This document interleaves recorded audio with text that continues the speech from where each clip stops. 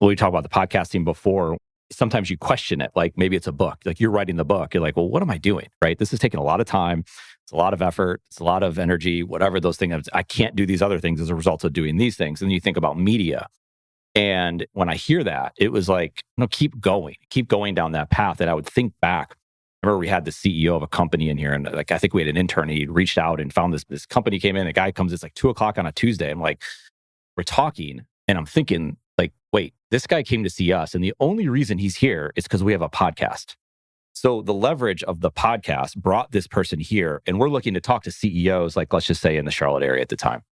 That leverage was just like, it's a very basic version of it. And even the intern, he's like, man, I get it. He's like, because that microphone is in front of him and we could broadcast him, that was a form of leverage. And then hearing Naval talk about it and then your book talk about it, like that just became that next layer of like, wow, just right. We keep going with this thing because it's hard when you're selling a product or a service. It's very easy to see that return.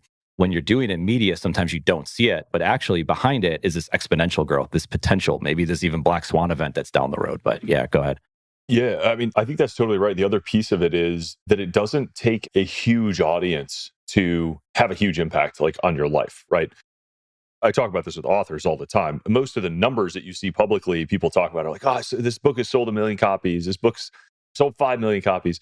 And so you have in your head that like, if it's not 1 million copies, it's not going to be a success. It's not going to be meaningful.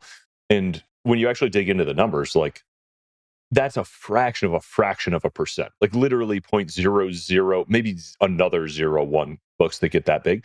Most books sell only a few thousand copies if they're lucky.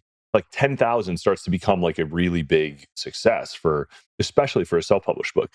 And the same thing is true in podcasting, right? Like I think a lot of people get demoralized if they're only getting 1,000 downloads an episode or a few hundred, views. And I'm like, you know how sweaty you'd be if you walked into a room of 1,000 people like there to watch you talk for an hour? Like that'd be the biggest deal of the year because it's sort of abstracted and you don't see those people watching you.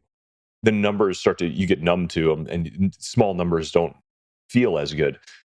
But that's part of my, back to your first question, like part of why I go on so many podcasts. Like I think I'm honored by the invitation to be here and the kind of inherent compliment that you're willing to introduce me to all of your hard-won, high-trust relationships. Like that's really meaningful. And if people are willing to spend an hour listening to you and I talk and get to know us and, follow, join a newsletter, like that's an incredible opportunity. And even if it's only 10 people that actually like join my newsletter or whatever, that is a really important piece. And that all of those opportunities add up over time.